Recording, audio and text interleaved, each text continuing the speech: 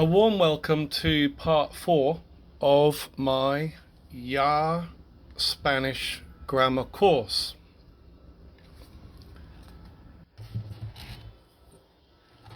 In part 1 of my course, we looked at nouns, Spanish nouns, how they operate, how they work. And then in part 2, we looked at verbs, just to recap. And in part 3, my third podcast, part 3 in the series, concerns pronouns, Spanish pronouns. And now, today we've arrived at part 4. Part 4. In part 4, we have 3 steps, 10, 11, and 12. And we're going to look at adjectives, adverbs, and prepositions. Of course, we are learning the Spanish language, and so we will be looking at the Spanish adjectives, Spanish adverbs, and Spanish prepositions and how they work within sentences. Adjectives you will find in light green, you could say grass green, and the adverbs you will find in orange, and prepositions we will find in pink. Step 10. There may be some background noise, but we won't concern ourselves too much with background noise. And it is windy. I'm in the Caribbean, in a Spanish Latino country, so we may have some background noise.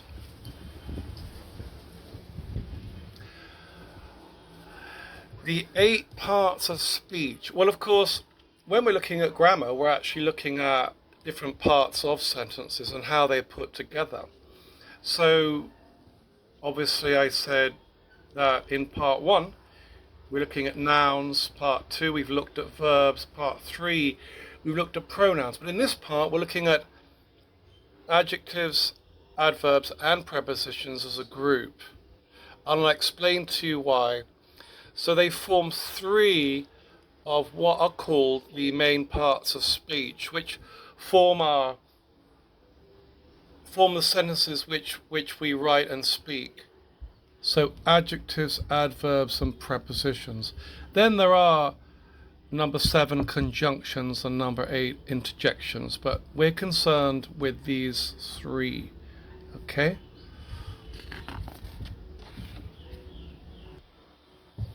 How adjectives, adverbs, and prepositions work and function within sentences. You may want to, as we go through this, pause the podcast when we've covered adjectives. You may want to pause when we've done the adverbs, or, break up this thing, because it's relentless, as in there is a lot to take on board. And of course you can stop this and pause it and review it whenever you like. So in this part 4, we're going to take the idea of Lopez the parrot. We're going to form sentences around the theme of Lopez the parrot.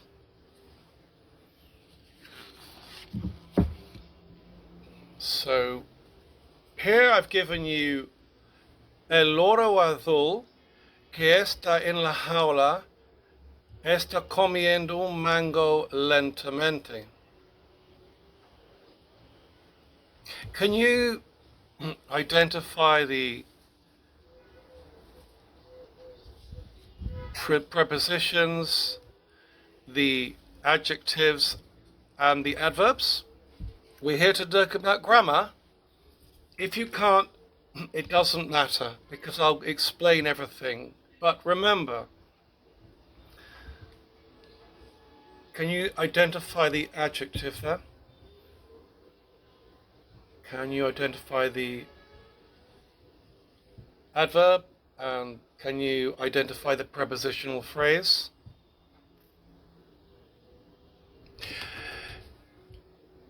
If you can't, then great, because I'm here to show you how to identify them and how they work and how to correctly form your Spanish sentences.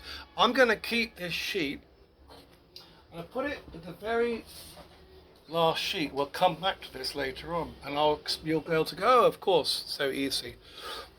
When we're learning Spanish, of course, we need to make a proposal, such as Lopez the parrot.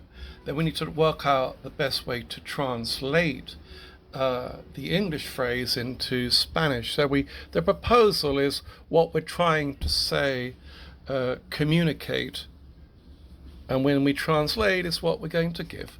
So the proposition is, the blue parrot is in the cage. The blue carrot, rather, in the cage is eating a mango quickly.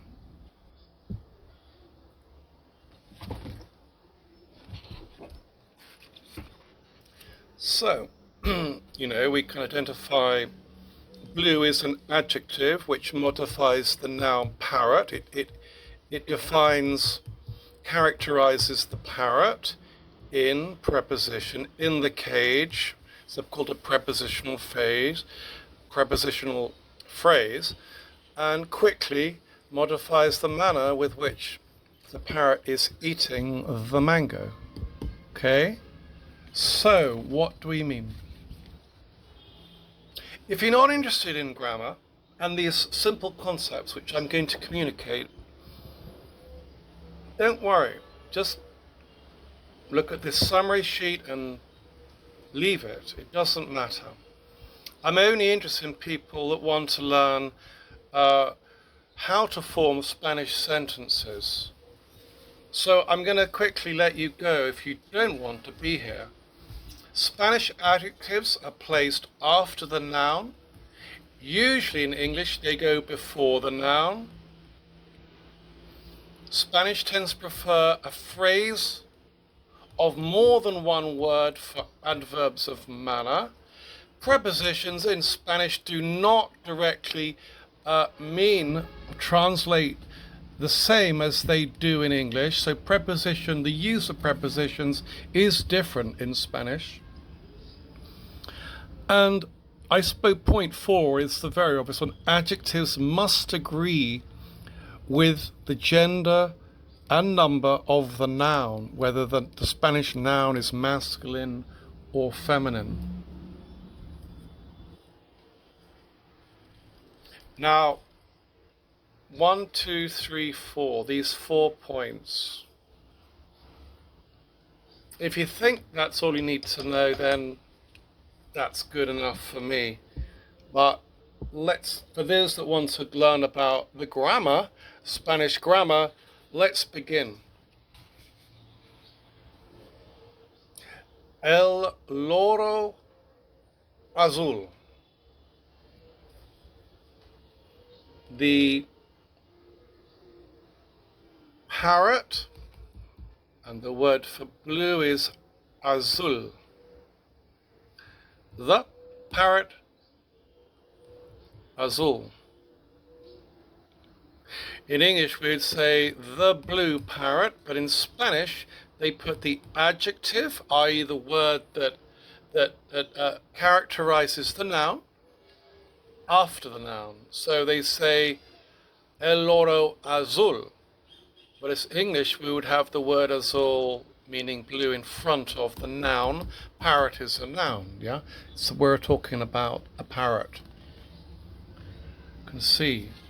So in English we have the adjective. Blue is an adjective, big, pretty, large, tall, small, what have you. All these words go before the noun. And in Spanish they go after the noun. You see the difference? Look at the light green word. The light green is the adjectives. Adjectives always modify nouns. They always characterize nouns. So that's why, as my nouns, you'll know from part 1, are written in dark green. So the adjectives I've written them in, they're given in light green, so you can see the relationship between the greens and the adjective and the noun. So you see the order of the Spanish adjectives. The adjectives in Spanish go after the noun. Modify. You see these fuchsia colored words, okay, these fuchsia colored words. Then these are words that I'd like you to try to remember. The word modify, okay. So in basic grammar, both nouns and verbs may be modified, okay, in grammar. Modify, it's a word that I would like you to try and remember. Modify, it's a cool word, isn't it? So, sentence structure. I'm going to explain to you briefly what I mean by the fact that nouns and verbs can be modified, because they are modified by adjectives, adverbs, and prepositional phrases.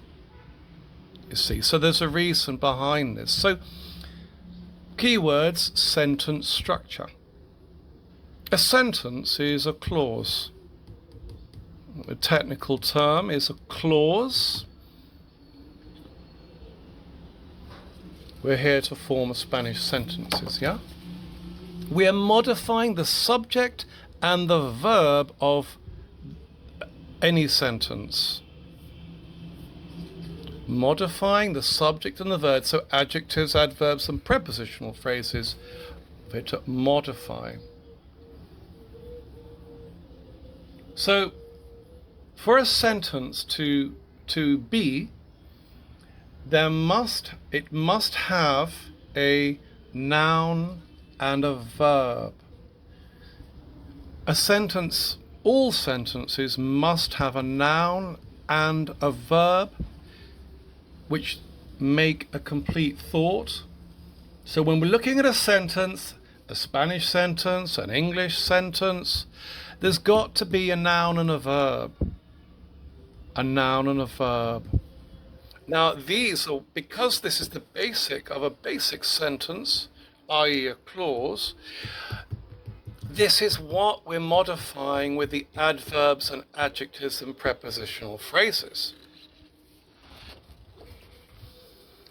A clause is a sentence, okay? Bear with me. So, parrots, if I just had the noun parrots, the subject parrots, and I got rid of the word parrots eat, I got rid of eat, I just said parrots, or similarly, I had parrots eat, I got rid of the word parrots, and was left with eat. So, parrots on its own, without the verb, is not a clause. The word eat on its own, without a subject, again, is not a clause. So we need to have the parrot, the subject, and the verb, parrots eat, together for it to be called a clause.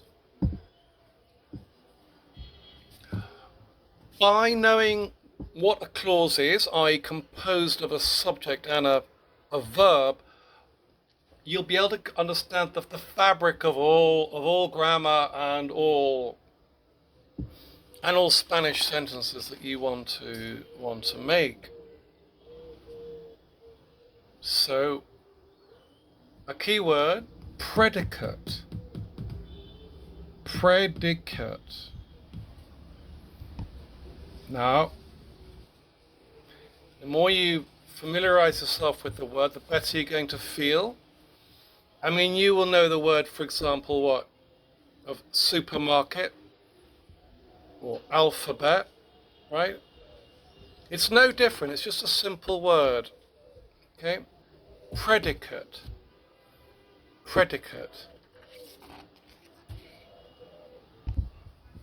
In grammar, the predicate is anything that complements, that goes with the subject, okay?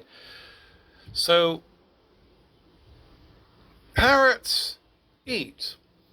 Parrots is the subject because it's about parrots. It could be about the beach, it could be about a shop, it could be about a book, it could be about lobster soup, it could be about anything, but there's a subject.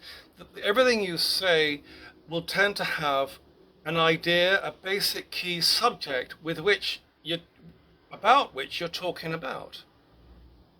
I want to talk about a car. I'm talking about a car. The car is quick. Cars move, whatever. But it's about a car. Here we're going about a parrot. So the subject is the parrot. It's what we're talking about. And then so the parrot eats. Parrots eat. Eat. Everything else that is not the subject we call the predicate. Okay? Now this will be great if you can get this, because we're going to get into this is the what do you say? The essence of all grammar is this relationship between a subject and a predicate. So I've done that jagged line, and if you can see it, that jagged line is there to illustrate this key relationship between a subject and the verb. The subject and the verb. But it's called the subject and the predicate. The predicate means that which is said of the subject. So all this is actually defining, identifying, and giving action to the subject. The predicate literally means what is spoken about the subject. So I say the word parrot. Parrot? Well, sure, but what is the parrot doing? Where is the parrot? You know, we need to talk about the parrot. So in this case, I've got the parrot eat, the verb eat, eats quickly, eats in its cage, eats in the tree, whatever. But everything else apart from the subject we call the predicate, okay? Gotcha. So the subject is a noun. Parrot is a noun. Parrot is not a verb. Parrot is a noun. Subject is the noun. And I've chosen the word parrot. It's all in green, okay, to help you. Subject, pronoun. And the action or the state, excuse me, I'm going to have some of my strawberry fruit juice drink. The action and the state is the verb. The action, so eats is an action, okay. The parrot is happy, is a state of being, is a state. But the action, so a verb is an action or a state. So instead of just having the word parrot, I can now say, well, the parrot eats. The parrot sleeps, walks, talks, flies, dies, lives. But all these verbs are either define what the parrot is doing or its state of being. Parrots eat. Basically, the subject and the action or the state. Parrots eat. Parrots is the subject, as I was saying, and everything else around the parrot, everything else is called the predicate. It's all called the predicate, because this all says something about what the parrot is.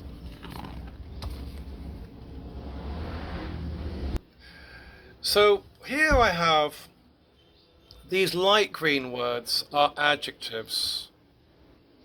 And so in terms of the parrot, I could say these all modify the word parrot. And all these adverbs here are, in this case, modifying the verb. Adverb is modifying the verb. Adjective is modifying the parrot. So that the happy parrot big parrot, blue parrot, two parrots. Anything you want to do, these are all adjectives which help us to expand our sentences. Eat. The parrots eat quickly. The parrot ate yesterday. The parrot never ate. The parrot sometimes eats. So all these about when, how, when, whether it did or not, and the frequency, all these are modifying the verb. Let's get into the Spanish.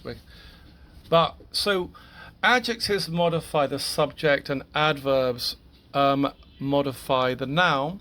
And then also prepositional phrases also additionally can either modify of the subject, or they modify the predicate, i.e. the action. So I want you to be aware here, before we get into our grammar, adjectives. See, adverbs. And these are called prepositional phrases, which are adpositional phrases. I should have actually included that, so let me do that now. That is adpos. I'm going to add that at some later date to show the add, but the add is basically adding to the subject and the subject or the subject or the action of the clause. So the light green are our adjectives. The orange are the adverbs, and the pink I'm using for prepositional phrases. Okay, so when you see these colors, you'll know which one is which. Yeah, so the prepositional phrase is also, which I'll show you, can also be is called an adpositional phrase. Adjective, adverb, adpositional phrase. So they're a group, which is why I'm covering them in part 4. Adjuncts. You see the word add there as well. Adjuncts, a bit of information that we can take away from a sentence. Oh, here we go. Add, adjective, adverb, adpositions, which are also known as prepositional phrases. Okay. All these bits can modify the subject or the verb of a sentence. So parrots eat. I can say the blue parrot eats quickly. Quickly modifies eat, and the blue modifies the parrot. Do you see where we're going? So we need some Spanish pretty soon, I think, don't we? But adjectives. Our colours are adjectives, size, adjectives, emotion, happy, sad, the happy parrot, the sad parrot. Qualities, the beautiful, ugly parrot. Then we also have demonstrative adjectives and interrogative adjectives, which I will not be covering here. Adverbs, we have adverbs of manner, location, argumentatives, very, the parrot is very happy. The parrot hardly ate. Parrot ate today. The parrot ate yesterday. And there are also interrogative adjectives, which I'm also not going to cover here. Prepositions: to, at, from, in, on, under, after, for, against. So we're looking at adjectives, adverbs, and prepositions. Adverbs, when we're usually talking about time, manner, how often things are done, how frequently things are done, where they're done, where things occur. Where, when, how, when is for time, where is for location, and manner is for how the action occurred, you see. So adverbs all cover these. And adjectives, we're looking at number, 30 parrots, pink parrots, the beautiful parrots, the small, large parrots and things.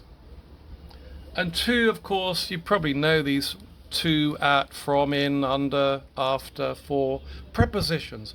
They help to identify, where things are happening, when and how. They often can have an adverbial or an adjectival meaning. Adverbs, adjectives, prepositions. Spanish.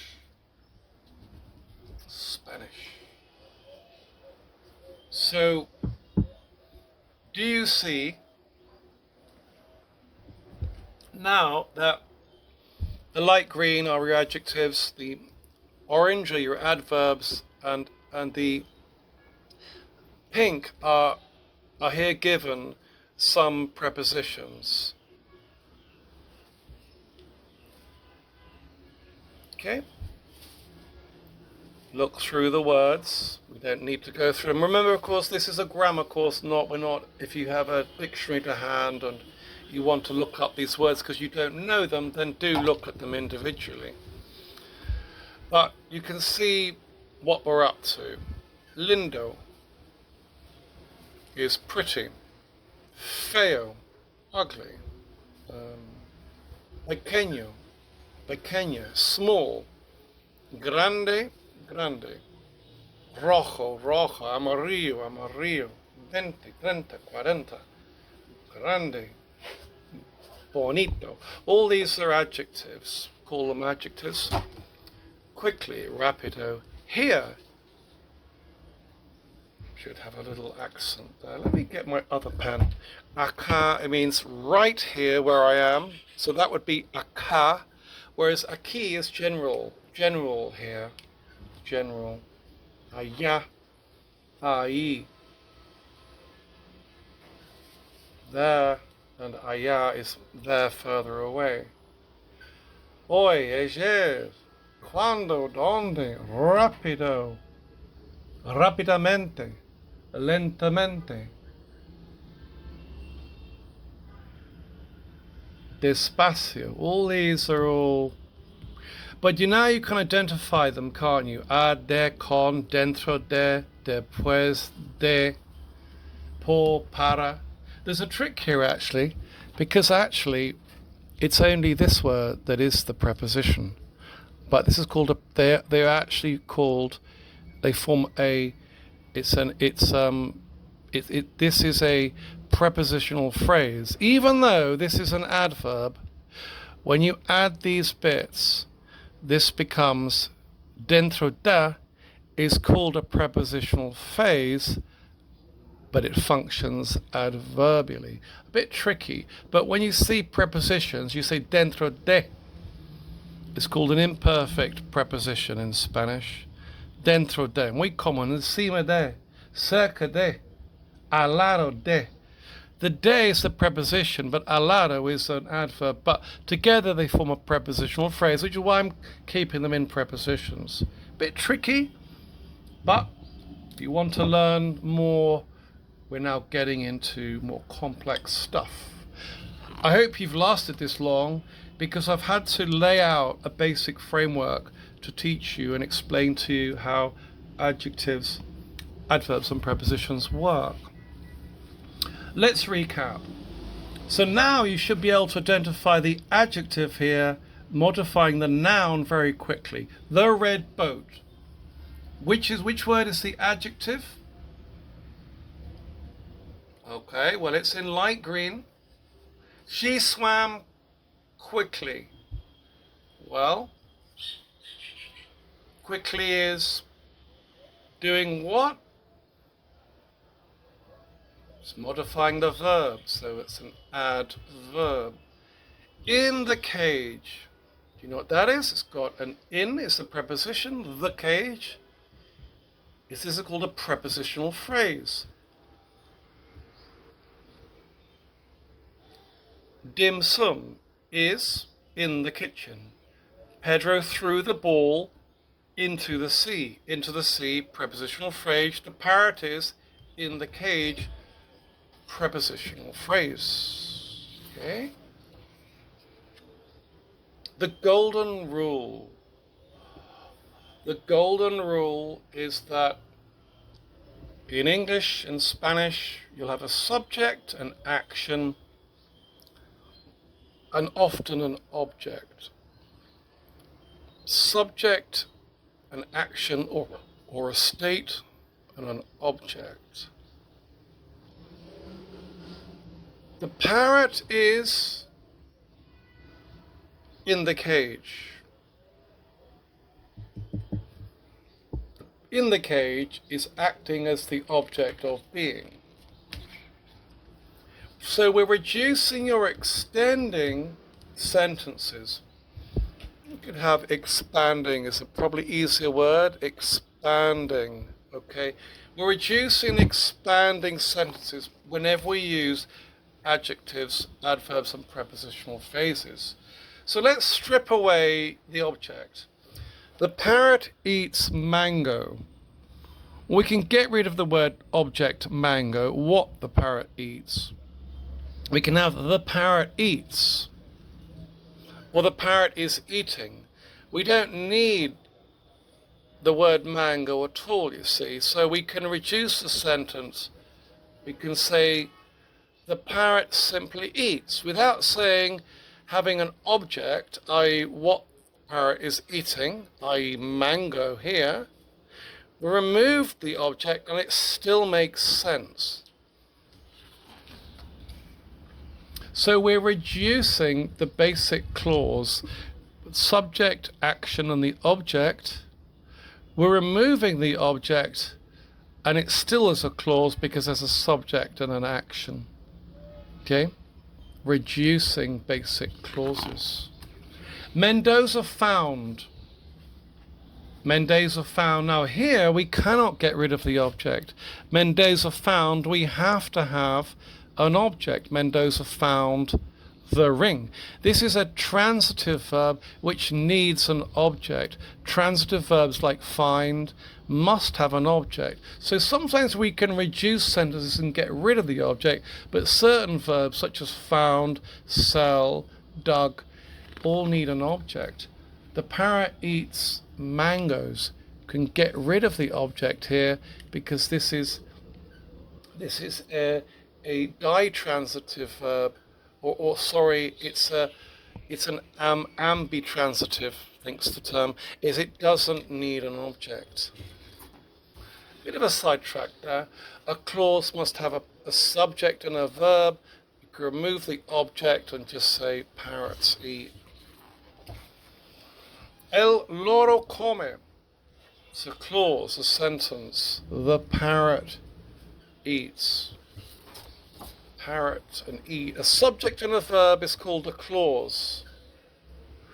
Everything to do with objects, adjectives, adverbs, and prepositional phrases, of course, add to the basic subject and verb. The parrot is a noun phrase. It's two words. The parrot is eating is a verb phrase. So when it has two words, the noun, it's called a noun phrase, and two words, it's called a verb phrase. But it's still the subject and the action or state. You can call it a verb, but it's wrong. Subject is a grammatical category, and the action state is a grammatical pattern. We don't say it's a noun and a verb. It's subject and action, or subject and action or state. Subject or an action. The action is what the subject is doing, okay? The parrot is the subject. The action, in this case, is eating. So never go subject, verb, object. That's balderdash. Subject, action, state. The parrot is the noun phrase, subject, noun phrase, and in red is eating is the verb phrase. Don't worry too much about that. Adjectives, adverbs modify simple clause elements. What is a clause? Well, come on. A clause is composed of a subject and an action, i.e. a noun and a verb. When you have a noun and a verb, subject and an action, together they're called a clause. So they modify. Adjectives modify the noun, as I said before, and adverbs usually are modified verbs, but adverbs can also modify adjectives and other adverbs. The parrot is eating. The blue parrot, blue is modifying the word parrot. The noun is eating quickly. Quickly is in here modifying the verb. Statement. El loro azul come rapido. Well, now you can see in this statement the blue parrot eats quickly. Quickly is modifying the verb, the action, and azul is characterizing the subject, saying that it's a blue parrot. So parrots eat. Parrots eat. I could say the parrot eats, or I could say the blue parrot eats quickly. So quickly is expanding the sentence to give more character to the verb, and this azul is giving more is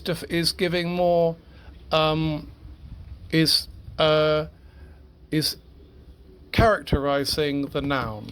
Do you see? I'm sorry, I'm moving a bit. That shouldn't be. Let me get back a line there. Okay. Context, description, where and when. Context, so adjectives, adverbs and nouns will add context to a subject and a predicate, i.e. a subject and an action, the action. The parrot eats, the blue parrot eats, the beautiful parrot eats, the beautiful parrot, the big parrot, 3 parrots eat quickly, eat outside. The beautiful parrot ate today. The beautiful parrot eats today. You see, I'm sure that you know what adverbs do and what adjectives do. They add context to the subject of a sentence and the action or state of being of that subject, what the subject is doing and what that subject is being. The parrot eats slowly. El loro come despacio. You see, the word order in Spanish doesn't change. El loro come despacio. The adverb is going after the verb. We could say the parrot slowly eats, but in Spanish you have to say el loro come despacio. In English, you can legally, grammatically put that there. It can move its position. But in Spanish you can't. You have to have the adverb at the end after the verb. Comer. Adjectives can be removed and the sentence still makes sense. So if I said the blue parrot eats slowly, remember, I can remove the word blue and I can remove the word slowly. So I just have the parrot eats. Anything that can be removed and the sentence still makes sense they're called adjuncts.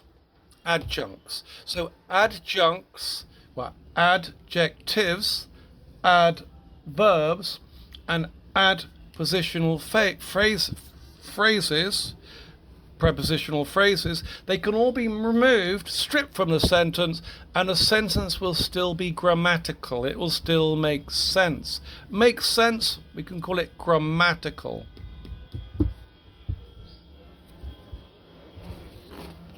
Adjuncts. Adjuncts are parts of speech, i.e. adjectives and adverbs, and most prepositional phrases, they can be taken away and your sentence is pretty boring, but it still makes sense. Part 11. I'm now going to go into, well, that's in the wrong place. They can be removed and it still be grammatical, i.e. correct. So that's in the wrong. Okay. Let me start again. Dong. The sheet was in the wrong place. So adjectives, Spanish adjectives.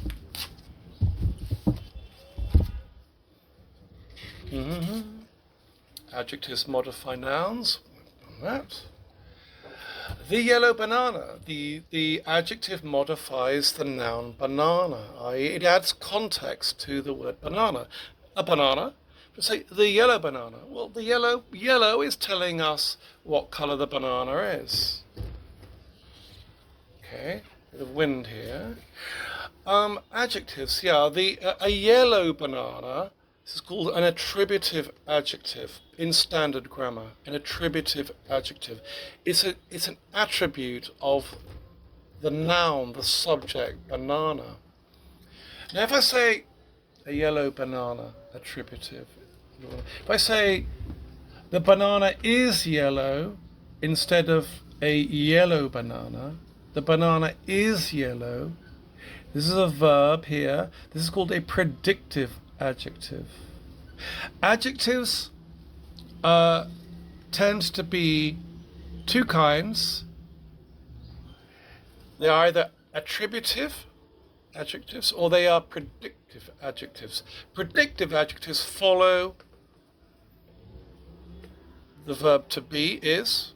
The banana is yellow. This verb here is separating the noun banana and the adjectives, whereas here it's not. The yellow banana, yellow is going beside banana, so we call it an attributive adjective. And here it's separated by the verb, and because it's separated by the verb, here the verb separates it, and that means that it's called a predictive adjective. The two basic kinds of adjective.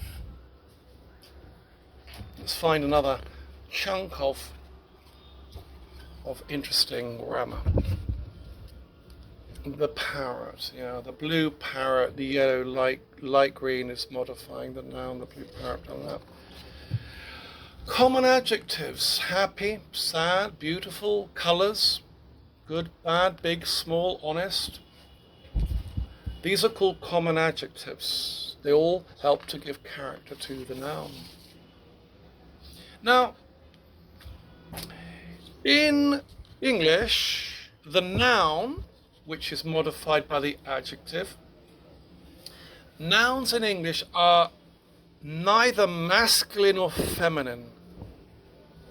Bit of wind. So, English is a genderless language. What do I mean? Well, the banana is neither male or female. It's just called the banana, okay?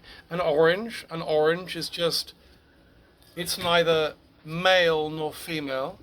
Because in English we don't think about a noun, i.e. banana, a person, book, sea, gun,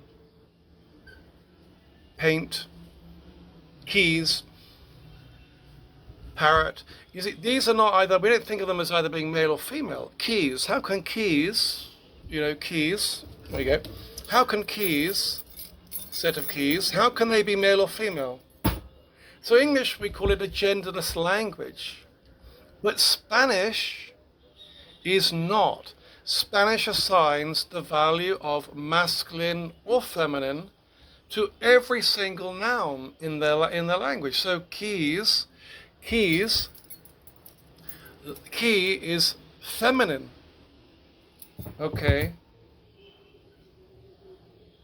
Book here. Book is masculine. And this is what's called, so Spanish nouns are, we say they're gendered. You see, banana. Now, in English, as I said, banana, we don't think of it as either being masculine or feminine, i.e. English is genderless. There is no gender. By gender, we mean masculine or feminine. We try not to say male or female, but call it masculine, which is male, and feminine, which is female. So, banana. Spanish nouns have a gender. What we mean is that they are either masculine or feminine. Now, I've chosen to label the Spanish masculine articles black, and I've chosen to label the feminine ones this, what do you call it, violet colour. We'll call it violet, fuchsia, violet, okay. Spanish nouns have a gender. Now, this is a big problem. We have to learn what gender every single word is.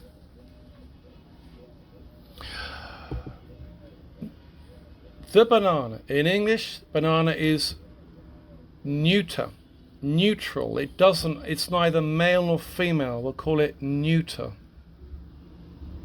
Neutral, neuter. But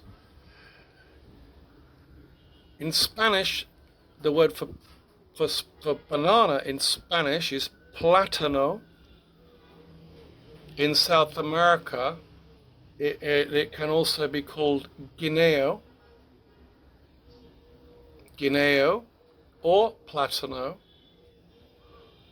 So banana in English does neither masculine nor feminine, the noun. But in Spanish, it has to have it can either be masculine or feminine. Now, they are randomly assigned relating back to Latin. I won't go too much into it, the Latin side, but plátano has to be masculine or feminine. And if you look in your dictionary, you will find that plátano is masculine. So it's el plátano. And the key, the indicator, is wind. The indicator is here with the O on the end. Words that end in O are usually masculine. So when I look at plátano, I has an O on the end. And so that helps me to remember that plátano, the Spanish word for banana, is indeed masculine, because nouns ending in O are usually masculine. So we assign the masculine value to the word plátano. So the banana is el plátano. A banana would be un plátano. Okay. Now, why is it important to know whether the noun is masculine or feminine in Spanish? Well, okay, let me just recap here. So the banana, in English, it's neuter. So the banana, the pineapple, they both have the same the. But in Spanish, pineapple is feminine and banana is masculine, as I was just saying. So the Spanish term for banana, plátano, or guineo, is masculine, and the Spanish term for pineapple is feminine. Because in English, they're both neuter. They don't have a gender, i.e. masculine or feminine, as I've said. But in Spanish they do. So look, M, masculine, el plátano, and the trick to help us, piña, the A, it's la piña, it's feminine, la piña. But you see here in English, it doesn't make any difference whether it's just the banana, the peanut. We don't think of them as having either a male or a female identity. La naranja. Again, orange, the word for an orange fruit, is feminine, you see. Now, why I'm going back onto this, as I've mentioned this in detail in part 1 of my course, is that adjectives have to agree with the gender of the noun. Spanish attributive adjectives. Well, I've mentioned what an attributive adjective is. The blue parrot. Blue is an attributive adjective. In Spanish, most adjectives must agree in gender and number. With number means whether it's one parrot or two parrots, i.e. it's singular or plural. Plural is the word we use for when there's more than one. Parrot, singular. Parrots, plural. So singular and plural are called number. We use that word number, which refers to whether it's singular or plural, do you see? So Spanish adjectives must agree in gender and number with the noun they modify. So what do I mean by agree? Well, if you remember part 1 of my course, the yellow banana. Well, in Spanish, this adjective, yellow, must agree with the gender of banana. Banana, we know, is masculine, so it's el plátano. And the yellow, el plátano amarillo, it's not el plátano amarilla, it's el plátano amarillo, because the O is now what we call agreeing with the masculinity of plátano, which is a male noun, masculine noun.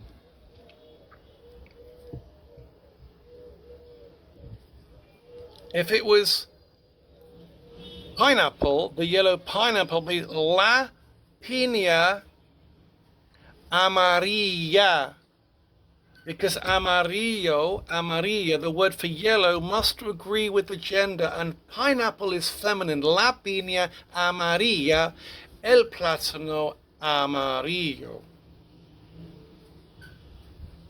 You see, Spanish adjectives are placed after the noun they modify. We've already done this. El loro azul. Remember, the adjective in Spanish goes after the noun it modifies. I'll tell you quickly here that the azul, blue, does not have to agree with the gender of the noun. There's only one form, azul. The gender of the noun does not change with the word azul. It's an exception to the rule. Predictive adjectives. I've already mentioned this to you. Predictive adjectives follow the verb to be, and they also follow other copular verbs like he looked, he seemed, he appeared happy, he looked happy. They're all copular verbs. Please refer to part 2 of my Spanish grammar course. So noun, subject, the noun, the verb, and the adjective. So predictive adjectives are these which are they're separated from the noun by the verb. The verb is in red, you see here. So when the adjective is separated with a verb, we call them predictive adjectives because they form part of the predicate. It's very windy here. And the predicate is, as I said, everything which isn't the noun. Everything which isn't the noun is called the predicate. So they're called predicate adjectives. Correctly, we call them predictive adjectives, separated by the verb be. Okay, so we've got to crack on. Eva is calm. Well, Eva is a female, feminine. Eva está calmada. Calm, this predictive adjective following the verb to be, temporary state, is not Eva está calmado, it's Eva está calmada, because the adjective has to agree with the gender of the noun, and the noun here is Eva. Eva is a woman. Spanish predictive adjectives. The banana is yellow. El plátano está, same rule, amarillo, has to agree with the male, masculine gender of the noun plátano. Okay. Do refer to this bit here. This adjective has to agree, i.e., you have to adjust the end part of the term, which is called the suffix. You have to adjust this bit so that it agrees with the male. If it's male, you put it as an O, and if it's female, you put it as an A, in most cases. Adjectives modify nouns, yes. Adverbs modify verbs and adjectives, yes. So Eva is very calm. Now here, adverbs rather, don't only, as it imply, modify verbs. Adverbs can also modify adjectives and other adverbs. Eva is calm. Calm is a predictive adjective. I say Eva is very calm.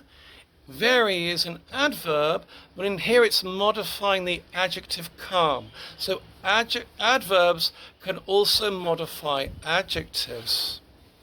Hang on, it is windy. I'm going to do that. I flip that to get these sheets a bit bent round the other way. Okay, we're not worried about the wind, but of all the days to record, such is life in the Caribbean. So, adverbs modify verbs as they imply adverb, but adverbs also modify adjectives, and also some adverbs can also modify other adverbs. Eva sits quietly. Well, there, quietly is modifying the verb.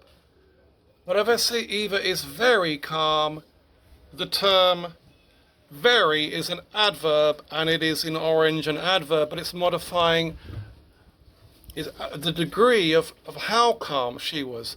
Eva is sometimes calm, Eva is slightly calm, Eva is etc. Do you see? So very calm, a little bit calm, prepositional phrase, functional adverbally.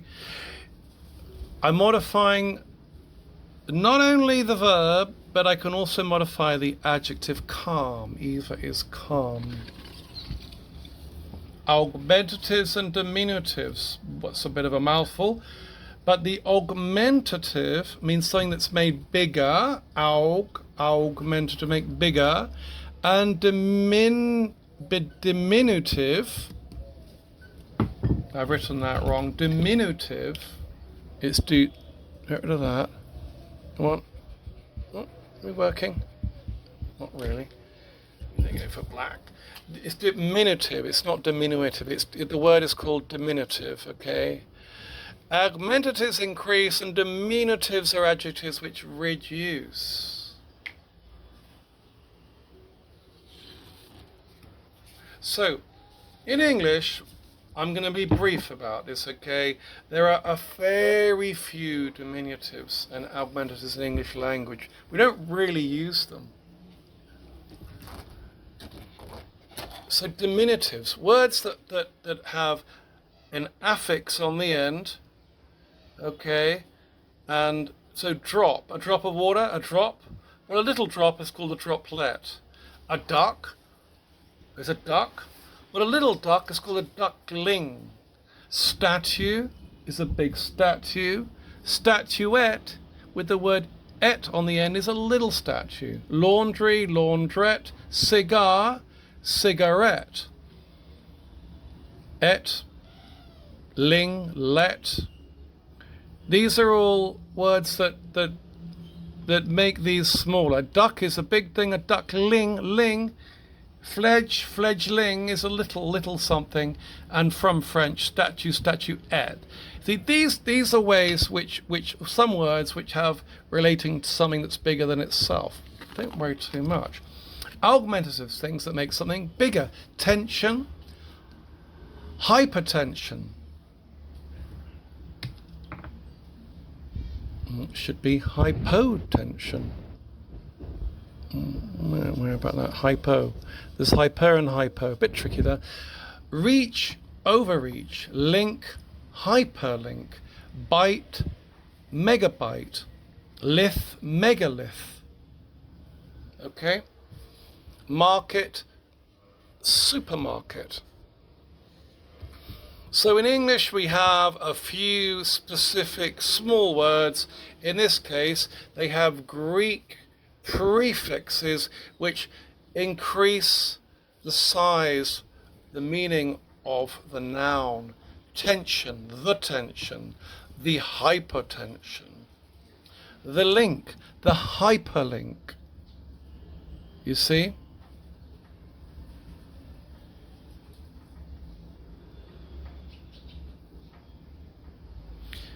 Very few words in English.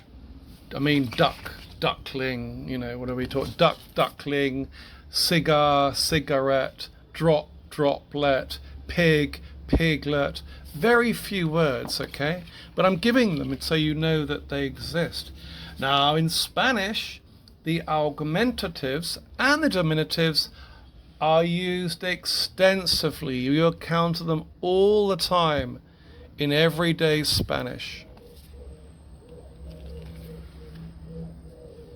which is Spanish makes extensive use of augmentatives and diminutives, i.e., they add small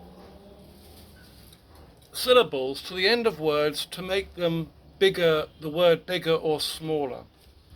In English, we have very few words: drop, droplet, pig, piglet, cigar, cigarette, hyper, hyperlink, link, hyperlink. In Spanish, there are dozens and dozens and dozens of these words which are used in everyday speech. Here are some of them. Now, diminutives and augmentatives. They're going to be either adjectives or nouns, not adverbs, okay? So, poco means a little bit, or somewhat. Poquito means a very little bit. And poquitin means a very tiny bit. Poco, remember you have to adjust that with the Q and the I. Poco, poquito, poquitin. Remember the accent there, okay?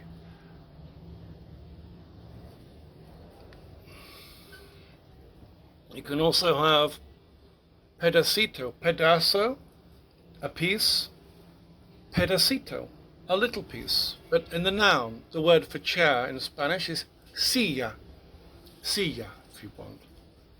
And a little chair is called sillita. And a tiny little chair is called a silletita. Remember itita, remember itita they say. Un perro, un perrito, a little dog. Perro, perrito. See, so we got a little bit, a tiny bit. See. And these words you will hear all the time in everyday Spanish. You may have already. Carro, car. In Spain they'll say coche. Un cochito. Un carro, un carrito, a little car. Ito, ita. Feminine words, ita. La silla, feminine. La silla, sillita. Perro, dog, masculine, perrito. They also have words to augmentatives, which to make the noun sound much bigger. It's called magnifying, augmentative, to increase, augmentative. With suffixes, I endings, syllable endings, they have aso, ota, en, and aso. Oh, I've got aso twice there, didn't I? I can have oma there instead. Oma, mayudoma, mayudomo, or mayudoma, doesn't matter. That's right, okay. So when I had la silla, noun, silla means chair, sillita means little chair, and silletita means tiny chair. But on the other hand, I can make it sillota, which means a huge chair, un sillota. Pelota, ball, pelotota means a huge ball. Lanza, a thrust, lanza. Lanzarote means a huge great thrust or a huge great spear. The lanza can be a great big advance, a military advance. They're going to a lanza, and a big advance, we call it a lanzarote. Pieza means a piece. Pedacito means a small piece, but pedazo means a huge piece. You'll come across these pedazo, dame un pedazo. They hear these words all the time in Spanish, but in English they're very, very, very rare and very, very, very unused, very scarcely used. But in Spanish, these augmentative for the adjectives and also for nouns are common throughout the language. Dame un pedazo means a huge piece. Un pedacito, little piece. And I've added here homo. She's a real woman. Es una mujer. Or she's like a bossy person. A mayordomo means she's extremely bossy. Mayordoma, pardon, mayordoma. It is a mayordomo, muy, very bossy. Aso, ota, en, homo, all to do with making the noun, expanding the noun. Hermosa, pretty. Hermosa. I can come with that now. Superlatives. I was almost going to ruin superlatives. Now these are types of augmentatives. They are the biggest. So fast, faster, fastest, weak, weaker, weakest. Weakest is the superlative form of weak. Okay? Weak is a standard. Weaker is magnifying, and weakest is the biggest. Okay? Beautiful. When the noun has more than 2 syllables, beautiful, intelligent, we go beautiful, more beautiful, most beautiful. You can't say beautifulest. Intelligent, it's got 2 syllables, most intelligent. Let's continue with the breeze. So a superlative is the largest form of a gradable adjective, the greatest. Greater, greatest. Great, the standard. Greater, magnifying. Greatest is a superlative. Superlative, the biggest of the thing, the most. But when the adjective has 2 syllables in it, fast, 1 syllable, weak, 1 syllable, high, 1 syllable, when it's beautiful with 2 syllables, intelligent with 2 syllables, you have to use more intelligent, most intelligent. You cannot say intelligentest. Up to that. So, as I was saying, poco, poquito, poquitin, a tiny bit. Pretty, very pretty, prettiest. Hermosa, muy hermosa, hermosísima. So in English we say the most beautiful. In Spanish they will just have one word, hermosísima, the most beautiful. But they can also have la más bonita, la más hermosa. We've got 2 ways of doing it. Remember the term amplifying and magnifying. So do you see that in Spanish you will often have these words like hermosísimo, la bonita, la más bonita. You can have in Spanish la más bonita or hermosísima, the most pretty or the most beautiful. Magnifying, the larger state, the superlative. There, hermosísima is the superlative, it's called. These terms, superlative, augmentative, and diminutive, refer to adjectives. Now, we're almost finished with adjectives, but I want you to be aware of this. When you're giving your opinion about something, which is your own subjective opinion, you can put the adjective before the noun. So normally with el vendedor bueno, la vendedora buena, the adjective goes after the noun, as I explained to you. But when you're giving your opinion, on rare occasions, you can put the adjective before the noun as it appears in the English language. You can say el buen vendedor, or when it's masculine, only for masculine you can put it before the noun, el buen vendedor. It means that you're stating that he is, in your opinion, a good seller. The seller being a vendor, literally. You say a seller is a bender. A seller, from the verb bender. So do you see, so the adjective can go before the noun on rare occasions when you're giving your opinion. Adverbs. You've got to adverbs. So we've finished with adjectives. For the time being, we're now going to go on to adverbs. Remember, adverbs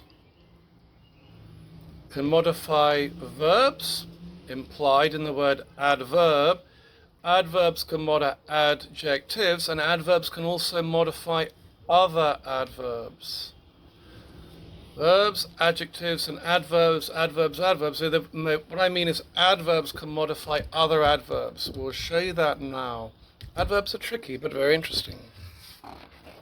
Adverbs are divided into various types. These are labeled by their function. Yeah, adverbs come in groups, okay? In Spanish as in English. Adverbs add information. The parrot ate slowly. They can also negate verbs. The parrot did not eat. Slowly. Negations, not, no, never, ate. Negation words are adverbs. They come as a kind of modifier. Yeah, like the parrot often ate. It's another type of modifier. Or the parrot ate very quickly or extremely quickly. Two adverbs, one modifying the other. Extremely quickly. How quickly? Extremely quickly. You can also add context to a basic clause. So adverbs come in different types. We can call them adverbs of manner, like slowly, quickly, impatiently, desperately, kindly. Time, adverbs of time, today, tomorrow, answer the question of when the thing happened. Frequency, often, never, occasionally, sometimes. And of place, outside, there. And then degree, too quickly, very quickly. So you see adverbs of manner, adverbs of time, which talk about time, today, tomorrow, here, there. Adverbs of frequency, never, often. Place, inside, outside, there. And you've also got negation, not, never, never ate, did not eat, you see. Adverbs add information on time and the place and the movement, i.e. the manner with which the action occurred. What adverbs do and how they work. Well,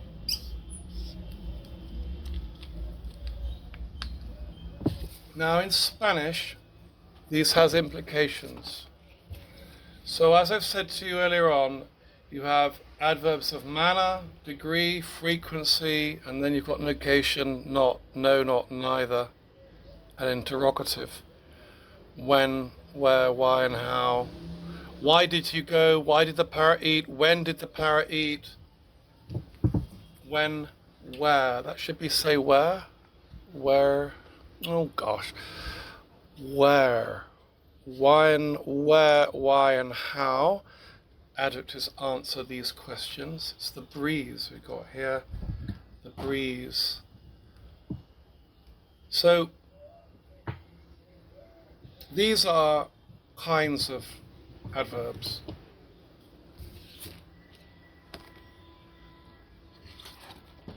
Adverbs modify actions by adding context.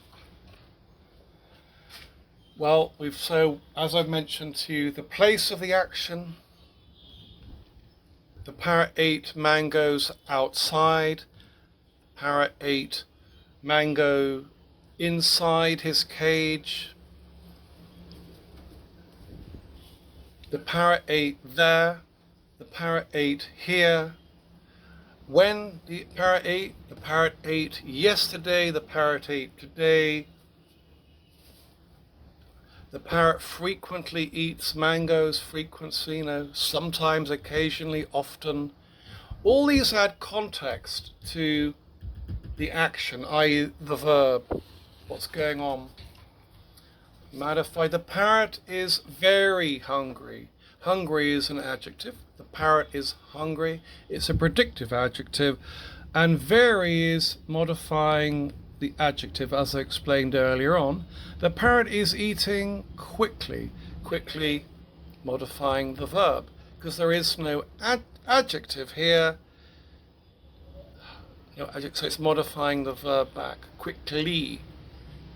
Adverb of manner.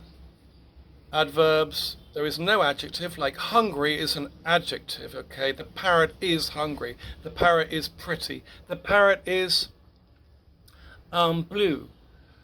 The parrot is happy. The parrot is hungry. Hungry is an adjective. The parrot is very hungry. The adverb in orange is modifying the adjective hungry in grass green, light green. The parrot is eating quickly. Quickly, there is no adjective. The parrot is eating. Quickly modifies the parrot, so it's eating. So the quickly is an adverb. Now, as I described to you earlier on, adjectives are augmentatives and diminutives. Diminutives like drop, diminutive droplet, pig, piglet, cigar, cigarette. Diminutives. Augmentatives, things that make something bigger. So when we talk about adverbs, we talk about mitigators and intensifiers. These help us to tell us what adjectives are. Try to remember the term mitigator and try to remember the term intensifier. These two terms, they're used when we talk about adverbs of degree. Again, in Spanish, I'd like you to identify the mitigators, the intensifiers of the adverbs, which we're going to now look at. Mitigators and intensifiers are two verbs which we use when we're referring to adverbs of degree. Very, partially, almost.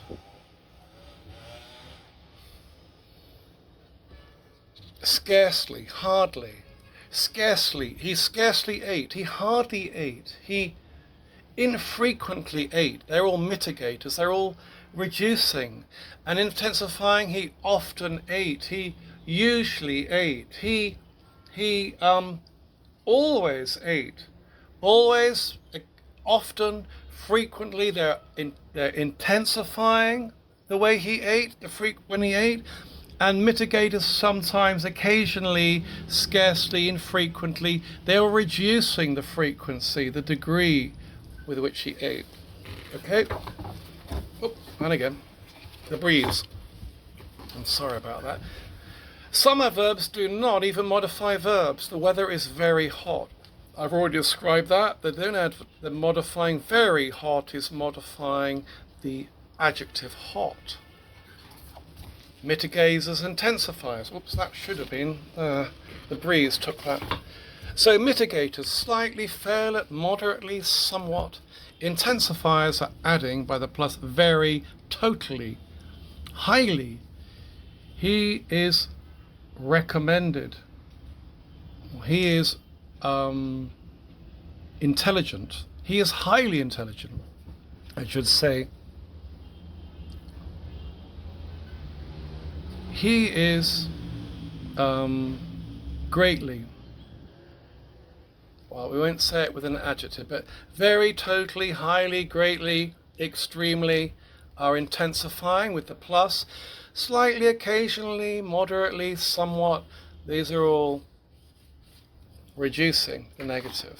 Okay, some adverbs, I know we've done that before. There we go. There we go. Eva is calm. Eva is always calm. Eva sits quietly. Again, this is slightly repeating. Okay. Spanish adverbs. Adverbs of manner. So when we say adverbs of manner, What we mean is they usually end up in English with ly, adverbs of manner. You can spot them because they usually end in ly. Frequently, slowly. In Spanish, there's usually an equivalent. Frequently, frecuentemente. Frecuentemente, sorry, with the E there. Frecuentemente, frequently. Slowly, lentamente. Slowly can also be translated as despacio. Okay, but in Spanish, they often prefer a prepositional phrase. Con, the preposition, frecuencia, the adverb. So they, instead of we'll say, the parrot frequently eats, putting the adjective in front of the verb. In Spanish, they can say, el loro come frecuentemente. But they will usually prefer to say, meaning the same thing, el loro come con frecuencia. The parrot eats with frequency. So when you hear your Spanish and you have a Spanish where you have context in the clause, in the sentence, with an adverb adding context, don't expect to hear, when you say frequently or quickly, always to hear back rapidamente, frecuentemente. They often say, they will have a phrase saying con frecuencia.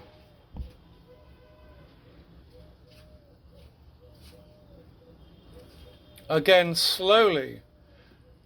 You can say lentamente, despacio, but often you will hear them say sin apuro, which means without pressure, to translate the word slowly. This is a rule.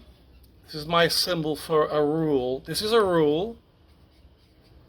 Often English adverbs become a prepositional phrase acting adverbially. Don't worry too much if you can't understand that, okay? But the rule is a rule, is that often Spanish will not help you by translating these adverbs of manner ending in ly to a lovely, easy English-sounding word like frecuentemente, lentamente. Okay, so they'll often have two words, which we call a phrase, to translate ly adverbs of manner. I'm going to bend these at the top again. Hold on. Bend these. This is really annoying. But the wind is taking them, and it's just, there we go. I bent them. I folded them that way. Adverbs of manner. They're called adverbs of manner. So, again, I've almost done this before, but as I mentioned earlier, intensifiers and mitigators. The parrot is beautiful. The parrot is very beautiful. El loro está muy hermoso. Hermoso because it's male. Again, another thing that I want to emphasize, that is the ending, because it's male. It's parative. What I say by parative, what I mean is the order of the words is the same. The. Parrot, loro, is esta. Very, muy. Beautiful, hermoso. So I call that parative, which means that the word order is the same. Be aware of that. The word order is the same. So we're moving away from adverbs of manner, and I'm now going to look at Spanish with the wind lets me, adverbs of frequency. Adverbs of frequency. Well, we can use the word frequent is an adverb of frequency. Marco frequently sails. Again, the ly word here they will translate it usually as in a adverbial phrase. So they'll take a single adverb and turn it into an adverbial phrase. Marco navega, sails with frequency. They prefer to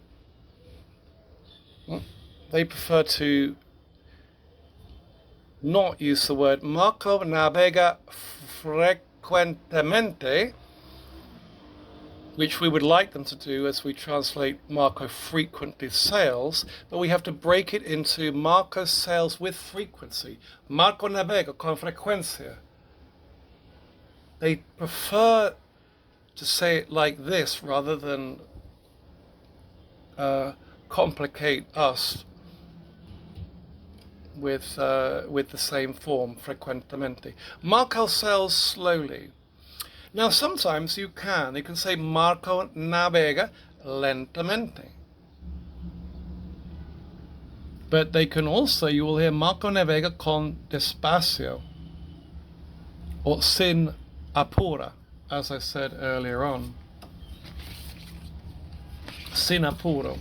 Marco navega sin apuro.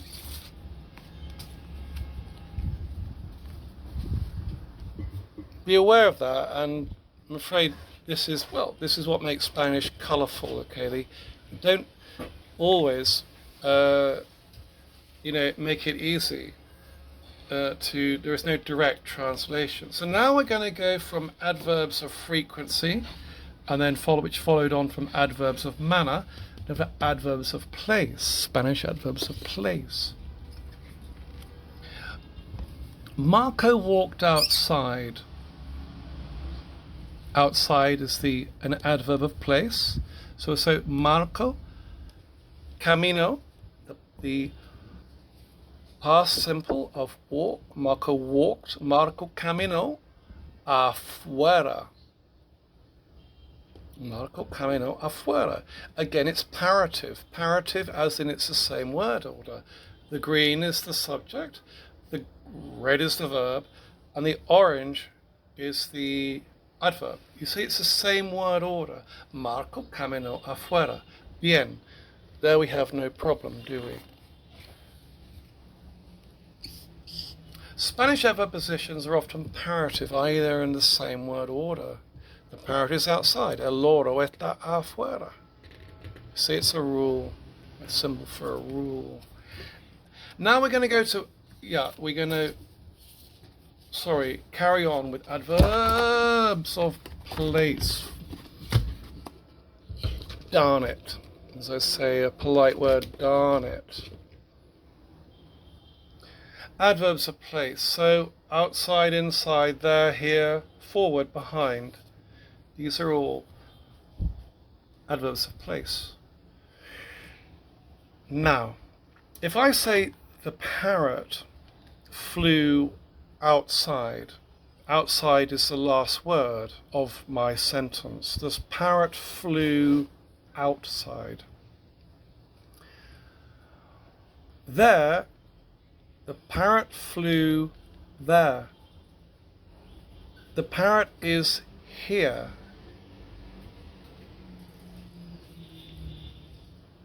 The parrot flew forward. I'm using all these, okay? So, I'm just trying to navigate the breeze. I'm outside in the Caribbean, as I mentioned in a casetta. So, when the adverb outside, inside, there, let me do some kung fu here, there, here, forward, behind, when these adverbs appear at the end of the sentence end, you'll see them often with an A. The parrot salió. Where is the parrot? The parrot is outside. El loro está afuera. The parrot is inside. El loro está adentro. These are my notes, but adentro. The parrot is there. The parrot is ahí. The parrot is allá. Ahí is there, near there, and allá is there, further away. The parrot is here. The parrot is acá, aquí. Now, you'll often see the A at the end. The parrot is behind. El loro está atrás. So when the adverb is the last word of the sentence, the parrot is there, the parrot is outside, the parrot flew outside, the parrot is here, the parrot went forward. Whenever the adverb is the last part, the last word in the sentence, you have them like that. But when the adverb is inside the sentence, and you say, instead of saying the parrot flew outside, you say the parrot flew outside the cage, or the parrot flew outside the hut. The parrot flew inside the hut. Then in Spanish, they have a different form. They say fuera de, and then you add the object. So, salió fuera de la jaula. Dentro de la jaula. So the parrot flew outside. The parrot is outside. El loro está afuera. But when I add he's outside of where, and I define where he's where, I say el loro está fuera de la jaula. The parrot is outside the cage. Fuera de, you have to add the preposition de, and that becomes an adverbial phrase, and it allows us to take an object. I'll show you in a second. Similarly, forward, delante de, detrás de. Entonces, el loro voló, flew forward. El loro voló adelante. But if I say he flew forward ahead of the cage, or in front of the cage if you want, you have to say not adelante, but delante de. Instead of similarly with behind, instead of saying el loro flew atrás, being the last word of the sentence, when it's inside the sentence, you have to say detrás de. You drop the A and it becomes de. You put de on the front. De. Detrás de. Okay, you can see they've added delante, not adelante, but delante de, atrás de. Do you see? So an adverb can be the last word of the sentence, or it can be inside the sentence. When it's inside the sentence, it's going to, what the bollocks, excuse my language. I'm going to just double these again because I don't know what it is, but the wind is picking them up, and I've just had enough. I'm sorry. I'll have them like that. Okay. There we go. Okay. Sorry, a little bit of frustration. So. Okay, so I really want you to make a note of this and be aware of the fact that when the adverb is at the last word of the sentence, they usually will often have an A, an A.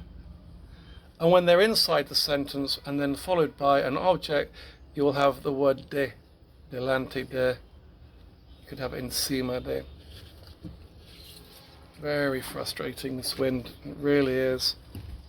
The parrot flew outside. El loro salió volando. It's another way of saying outside. Sometimes they will drop the adverb, which all this means also the parrot flew outside. El loro salió volando. The parrot was outside. El loro estaba afuera. Okay, we must see the word afuera. But if you say the parrot was outside the cage, you drop the A and you say was fuera de la jaula. The parrot was fuera de la jaula. You see? I'm clearly showing you here that when the adverb is the last word of the sentence, you have afuera, and when the adverb is now inside the sentence, forming this phrase, you drop the A and you put fuera de la jaula. parrot estaba fuera de la jaula. Outside the jaula, meaning the cage.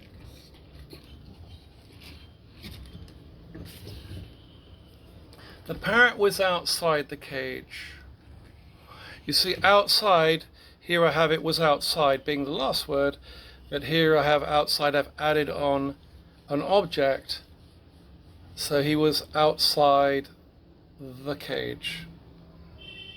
Both will make sense. The parrot was outside, or the parrot was outside the cage. But the form of the adverb changes in Spanish when you have an object. In English it doesn't. They're really frustrating here. Outside the cage. Now, outside the cage, when you have an object, outside is considered a preposition, and this becomes the cage is the object of this preposition, and it becomes a prepositional phrase, acting adverbially. This is tricky. Now, this is advanced grammar, so if you can't understand it, don't worry at all. Need to carry on. I can't believe this wind. It's so frustrating. I'm really getting a bit frustrated here, as you may be able to tell. But we will march on. We have a lot to do. The Spanish treatment of prepositional phrases. Okay, so the parrot flew outside the cage, fuera de la jaula. Other ones are common you might come across are encima de, cerca de. The parrot is on the cage. El loro está encima de la jaula. The parrot is near the cage. El loro está cerca de la jaula.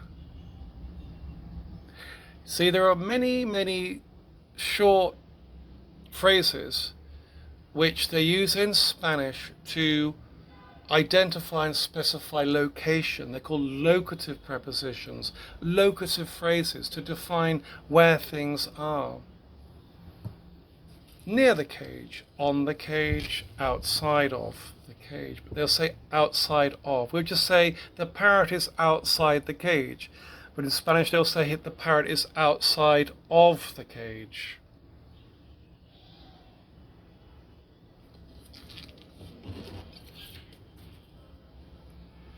Other adverbs. There are other adverbs. There are relative adverbs, and there are also conjunctive adverbs.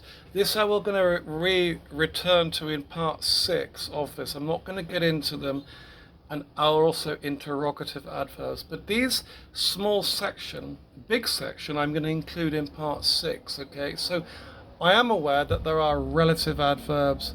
There are also conjunctive adverbs and interrogative adverbs, but I will leave these until part 6 because we now need to get on to prepositions.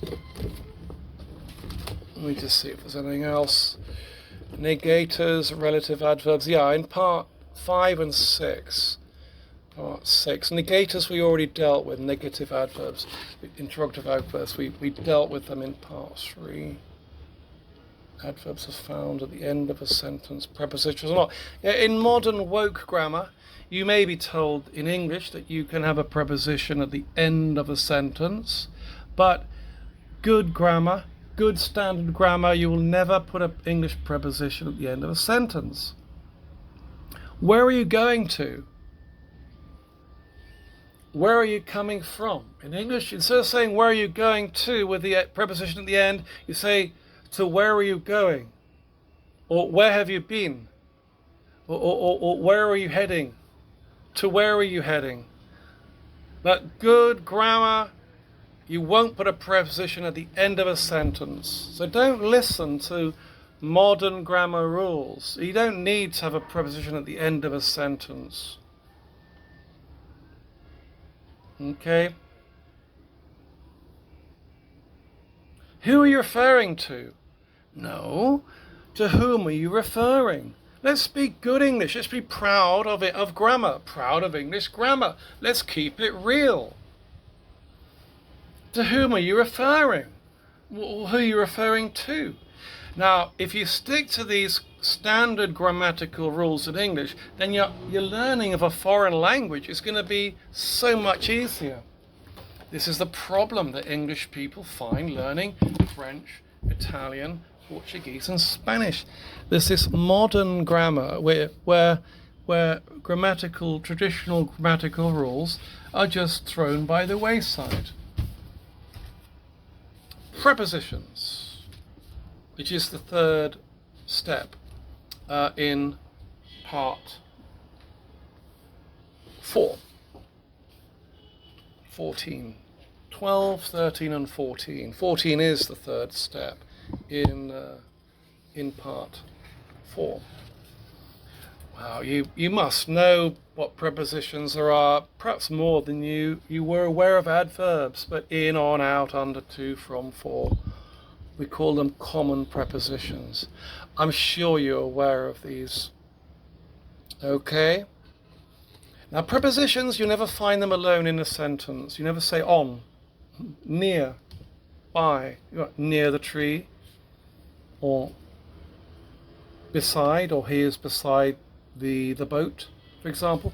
Prepositions, unlike other words, you'll never find on their own. On, I, under. Prepositions require other words. Otherwise, they just don't mean anything. They form part of other grammatical structures. Now, prepositional structures can either be adpositional phrases. They can be found in phrasal verbs. A phrasal verb, for example, I'm going to look into the problem. I'm going to find out what's going on. I looked up to my manager. I will pay off my debt. Off, preposition. I have mentioned the term adpositional phrases. Don't worry if you've forgotten, because we'll come back to it. Phrasal verbs, they're unique to the English language. I'll show you now. But anything to do with a verb and a preposition together. So, for example, I fell upon hard times. Fell upon. You didn't. I say paid off my debt. I looked up to the colonel. Look up is called a phrasal verb because it has the word look and the preposition up, which together make it a phrasal verb. There are many, many dozens and dozens and dozens and hundreds of phrasal verbs in the English language.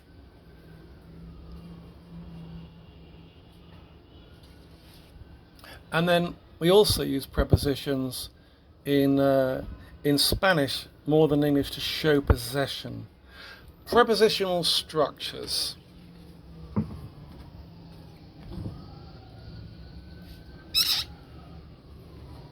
So let's look at the first one of these, adpositional phrases, which, as I explained to you earlier on, is another word for a prepositional phrase. So, singular prepositions in phrases. A prepositional phrase. A prepositional phrase is also known as an adpositional phrase. It falls in the family of adjectives, adverbs, and adpositional phrases. So, commonly referred to a prepositional phrase. And prepositional phrases are really an important part of grammar, Spanish grammar and English grammar. Now, if I was giving you the subject, the parrot, the noun phrase, is, the copula verb, in the tree. In the tree is a prepositional phrase. We call it a predictive prepositional phrase because it's part of the verb predicate, a predictive prepositional phrase. This is advanced grammar. If you can't handle it, leave it. It doesn't matter. This is for the better students.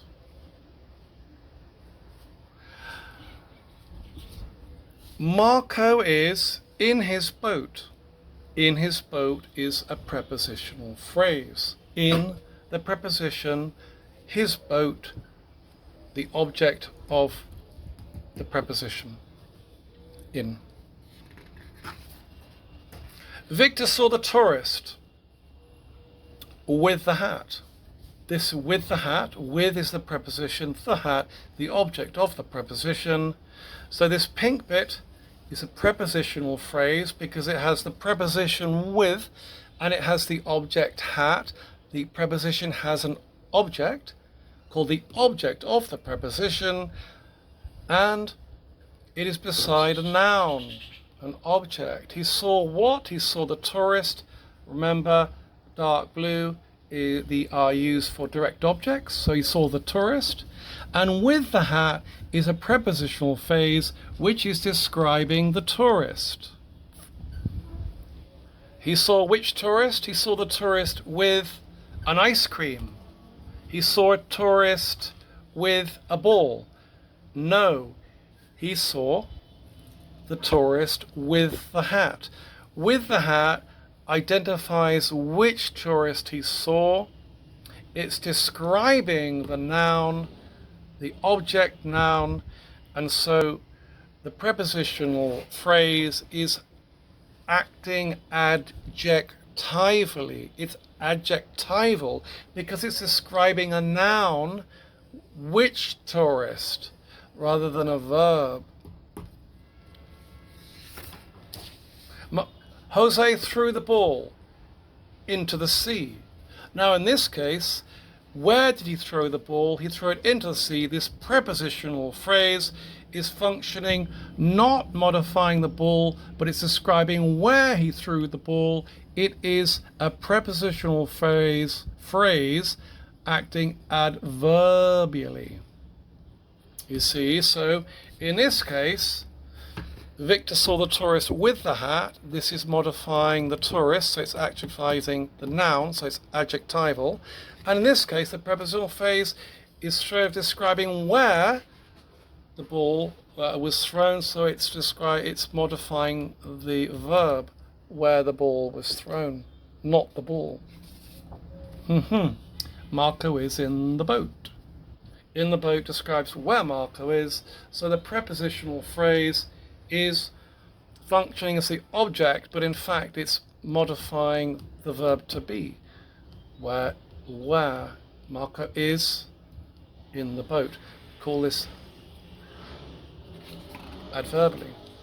Marco finds the cat outside. Okay, well, outside is the clearly an adverb. It's describing where the cat was found, outside.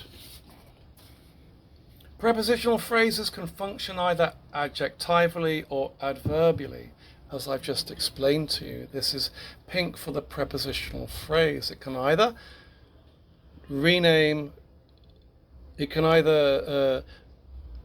modify the noun, or it can either modify the verb. Adverbally modifies the verb, and adjectively modifies the noun object. Prepositional syntagma.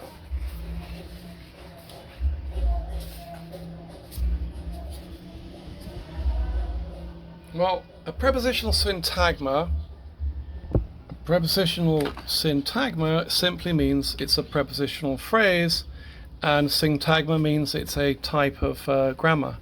A feature, a structure, a grammar structure is called a syntagma. You don't have to know this. This is for advanced students. A prepositional phrase, which is also known as an adpositional phrase, is called a syntagma. So you may even call them prepositional syntagma.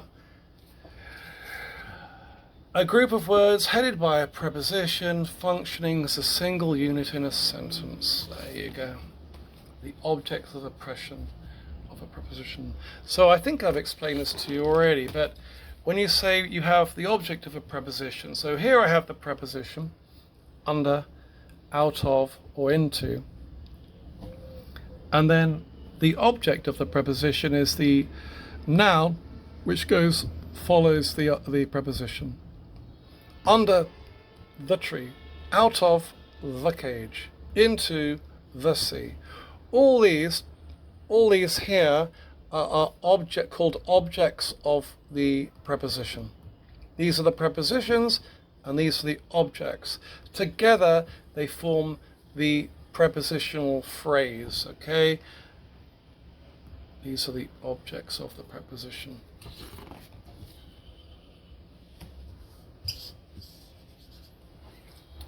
Mary is waiting by the harbour. He is standing on the wall. By is the preposition, the harbour is the object of the preposition. He is standing on the wall, preposition. If I say he is waiting outside, as I said, outside is describing where he's waiting, so it's an adverb. You see, there's no object of a preposition, there's no object. If I say he is waiting outside the hut, now then outside no longer is called an adverb, it's then part of a prepositional phrase, and outside is then considered to be a part of a prepositional phrase functioning adverbally. That's advanced, so it's better move on from that. Prepositional phrases, the object, noun. We've covered that, I think. Let's see what's going on there. Aha. A prepositional phrase, as I mentioned, is an adpositional phrase. It means the same thing. The parrot is in the cage. The parrot is needs the expression in the cage. It needs this to complete the meaning of the sentence. I can't say the parrot is. I have to say the parrot is in the cage with this prepositional phrase. So here I say the parrot slept.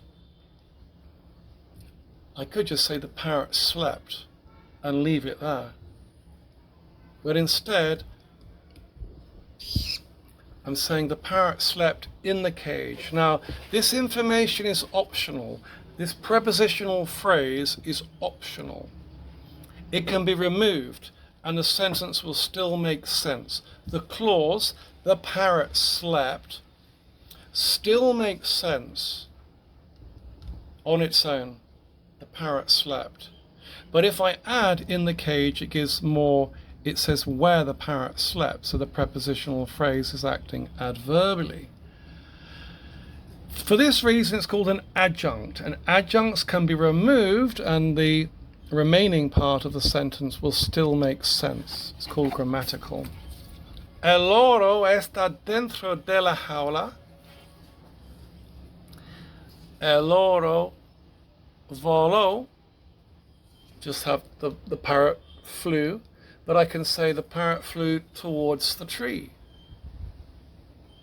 The same word order. El loro voló towards the tree. Hacia el árbol. See, it's the same word order. You get the idea? Okay, improper prepositions. We've covered this briefly already, but we're going to look at it again. Dentro de, encima de. In English, we'll just say on the cage. But there they will say on of the cage, or dentro. Inside, we'll say he is inside the cage, but they will say dentro, he was inside of the cage. You see? We have a and de, to and from and in. But when you will add the a and the de to many of these prepositions, you can say dentro de, abajo debajo de. The a is abajo, afuera, fuera de. El oro está abajo. When you have movement, the adjective goes at the adverb rather goes at the end of the sentence. But then with this one, the loro está debajo de, I add the preposition because there's an object, you see, debajo de la mesa. El loro está debajo, okay, but there's no object after that. So I also can legally say is also está debajo for place. Okay, so here I'm saying abajo for movement. The parrot is below, but when he's actually physically in a location, the parrot flew below. El loro voló abajo, or I can say el loro está debajo.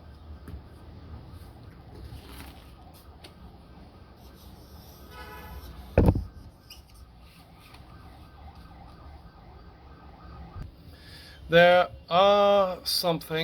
is something in grammar called a complex preposition. Small part, but if you want to be in front of is composed of in, the preposition, front, the adverb, which in this case is acting as a preposition, and of. You see, preposition, adverb, preposition. There are very few complex prepositions which are formed of a phrase which is formed of more than one preposition in front of.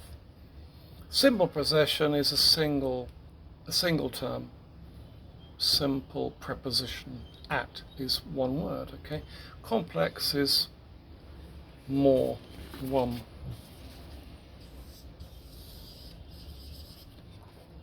El oro está dentro de la jaula. Now,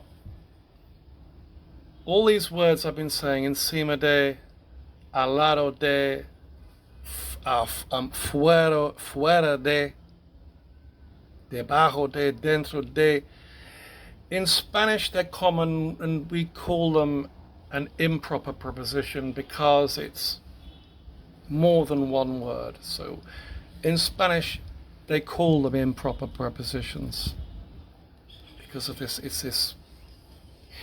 Dentro is technically an adverb and de is a preposition, but it becomes a prepositional phrase. So it's an improper prepositional phrase or improper preposition, if you want.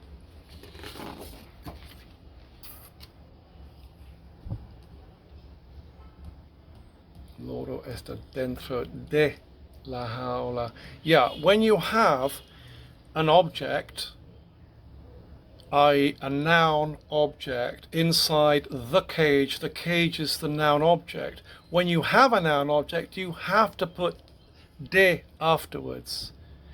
It's not the parrot is inside the bird cage, el loro está dentro la pajarera.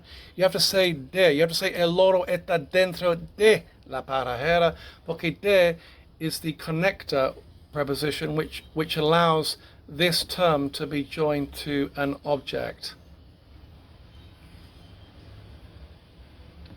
When there is no object of reference, el loro está adentro or el loro está atrás, there's no object of reference. But when there is an object of reference, here you need to have de. It's technical. Mendoza gives the ring to Pepe. Well, there we go. This is technically a prepositional phrase. Here we've got Mendoza. Mendoza is the subject noun. Gives is the action verb. The ring is the direct object. And to who does Mendoza give the ring? He gives it to Pepe. Pepe is, in light blue, is the indirect object, which you remember, I will hope you will remember from part 3. Mendoza gives the ring, the direct object, to Pepe. Now this, Pepe is the indirect object, the receiver of the action of the verb, but Because it has two there, this is also called a prepositional phrase. Mendoza da el anillo a Pepe. You see it's parative, you have a Pepe. Pepe is the indirect object. Okay? It's a prepositional phrase, but this is a acting as the indirect object.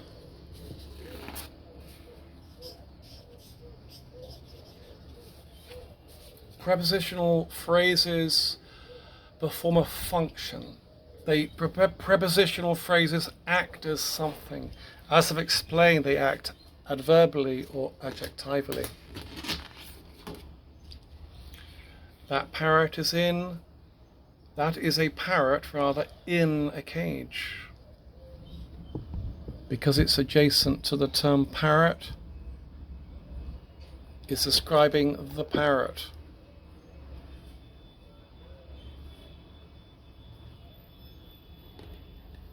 These are a bit stuck together, these, I don't know, it's the ink.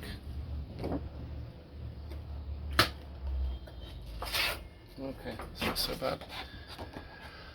Remember, adjectives, which include adjectival phrases, modify nouns. It's a bit tricky. Leave that. The parrot flew to the branches.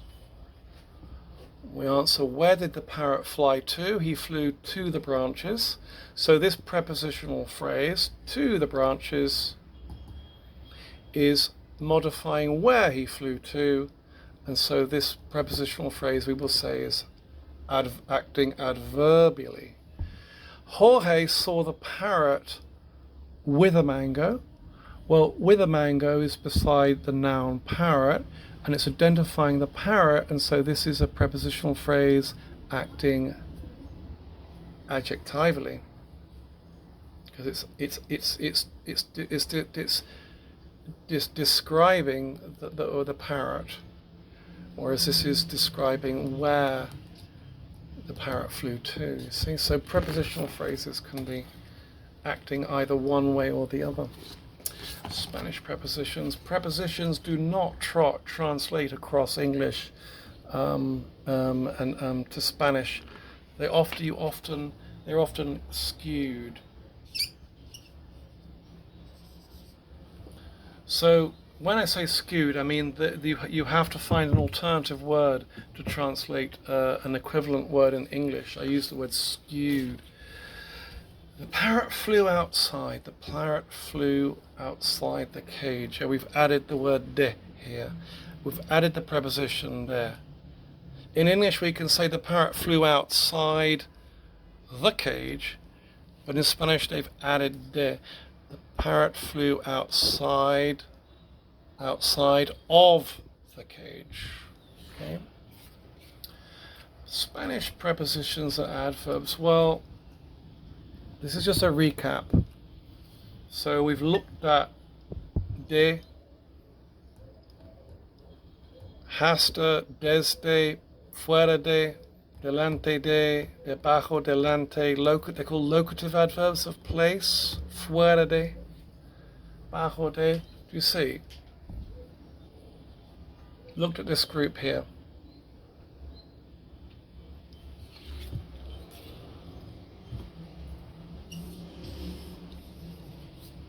Atrás, detrás, adverbs of place, they're called.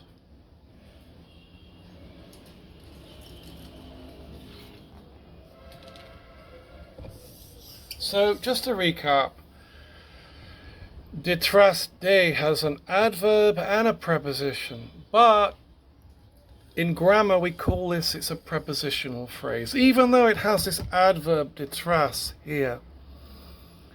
When it's united with a preposition in a phrase, we call them a prepositional phrase, not an adverbial phrase. It's a grammatical rule. I'm going to stamp that actually, because it is an important grammatical rule and it should be stamped. There we go. And put my mark there to make sure that stands out in the future. When de is added, the Spanish adverb becomes a preposition. Yeah, the Spanish adverb becomes a detrás de, call it a locative prepositional phrase.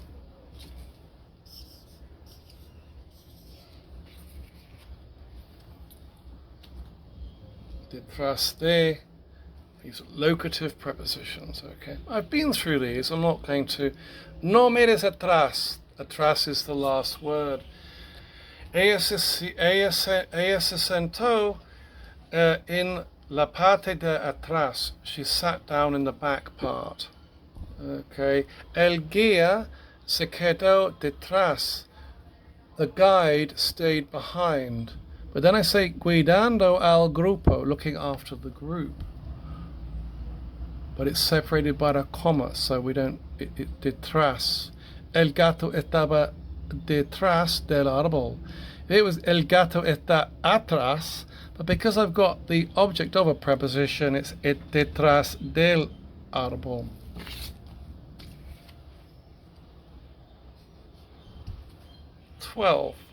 Thought that should be 13, but there we go.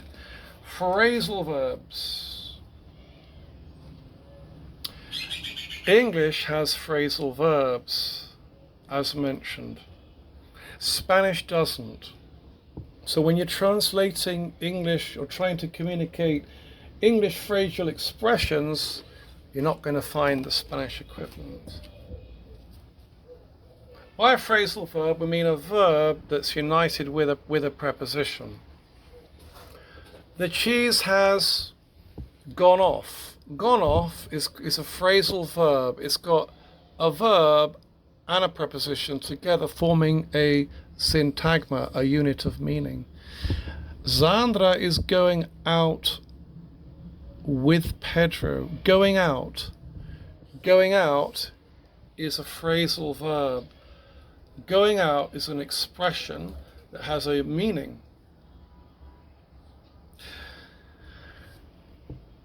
The cheese has gone off. Well, when you want to translate gone off, you can't translate it like that. In Spanish, they're going to say the cheese has put itself bad. El queso se ha puesto malo. Or se ha echado a perder. You see, in English, you cannot, going off, these phrasal verbs, gone off, look up to, pay off, pay out, a come on, sign off, sign out, gone off, bought out. I mean, all these phrasal verbs in English have to be translated in a complete different way in Spanish. Sandra is going out with Pedro. Sandra está saliendo with Pedro. Sandra is going out with Pedro. Now, we don't say going out, we just say she is saliendo to mean going out. Salir is to go out, to leave. Sandra is leaving with Pedro. Salir. So, going out, in English, the phrasal verb is translated with just salir. We don't say salir, out, con. Okay? Phrasal verbs in English.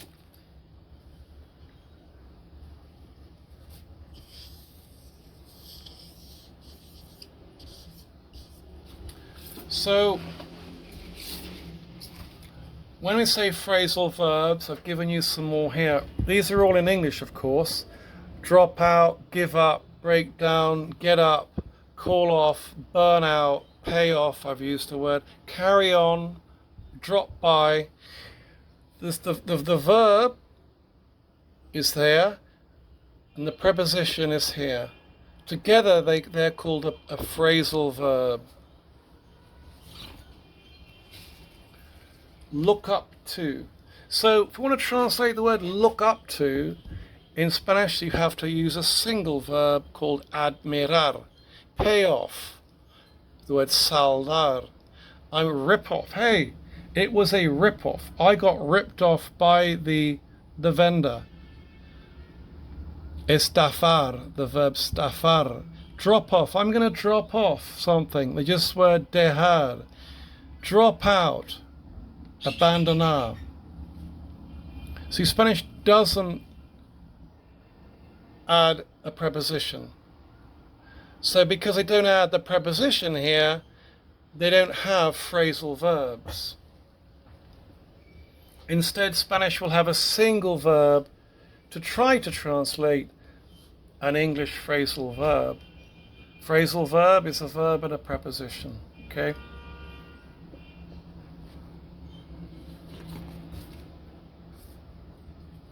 Sanchez picked up some good business today.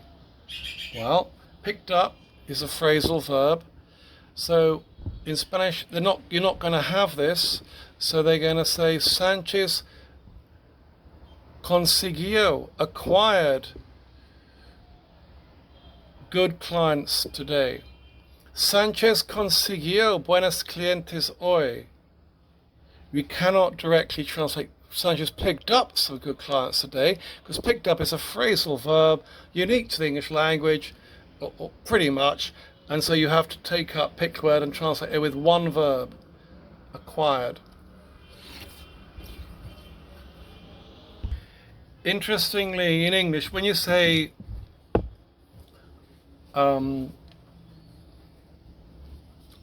begin to, he began to eat, or he decided to eat, or he wanted to go.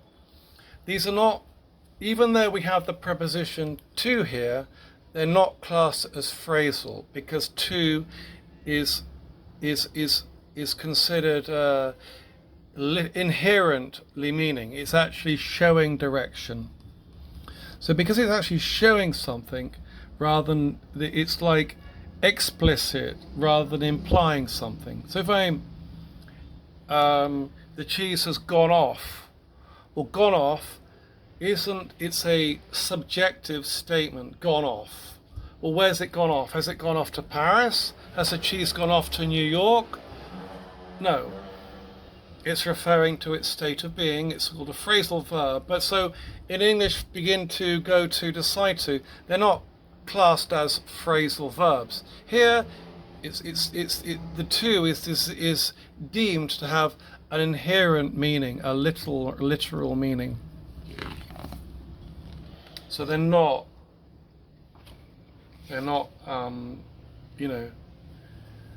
Spanish interrogatives. Well, what I mean here is Spanish adverbial interrogatives. Now, so when we have Spanish interrogatives, they will often have prepositions. Remember, we're still talking about prepositions. So in English, when we say, what is it about? What here is an interrogative pronoun, it's called.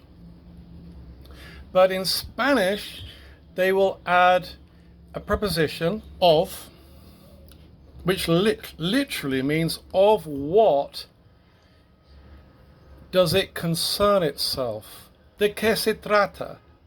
It needs to be about something, so they put the reflexive pronoun there to say that the action is literally referring to itself. De que, look at the pink term. De que is of what is it about? De que se it is to do with. De que se trata. It's not parative, it's skewed. The translation of what? Now it says here, for example, English, why is an interrogative adverb. Why are you here? Okay. And in Spanish, they will again add a preposition. They will call it ¿por qué estás aquí? ¿Por qué estás aquí? So it says, why becomes porque.